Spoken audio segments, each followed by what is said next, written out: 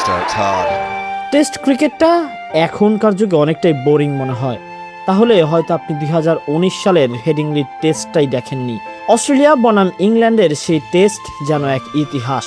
ইংল্যান্ডের জয়ের জন্য দরকার ছিল 359 রান, কিন্তু একের পর এক উইকেট পড়ে স্কোর সেখানে দাঁড়িয়েছে 286 রানে 9 উইকেট।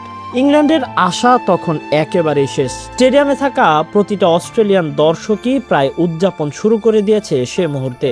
কিন্তু এক প্রান্তে তখনও একা দাঁড়িয়ে আছে বেন স্টোকস। তিনি তখনও এক সাধারণ ইনিংসই যেন খেলছিলেন।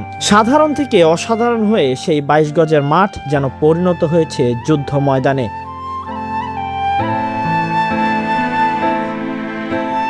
যেখানে বেন স্টোকসের মতো একজন প্লেয়ার একাই যুদ্ধ করছে, একের পর এক বাউন্ডারি মারতে শুরু করছেন। বিশেষ করে নাথান লায়নকে যেভাবে ছক্কা মেরেছেন, পুরো মাঠ যেন স্তব্ধ হয়ে পড়েছিল।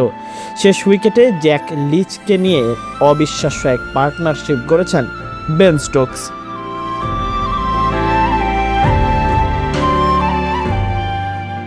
লিচ তখন শুধু একটা কাজই করছিলেন, কোনোভাবে টিকে থাকছেন, বেন স্টোকসকে স্ট্রাইকটা দিচ্ছেন। আর তারপরে স্টোকস সেই উইনিং শটটি খেলেছেন, যে শটে ক্রিকেট ইতিহাসের এক অন্যতম সেরা কামব্যাকের গল্প লেখা হয়েছে। অনেকের মুখে তো আজও শোনা যায় এটা শুধু একটি ম্যাচ ছিল না, ছিল একটি সিনেমা যার নায়ক ছিল বেন স্টোকস।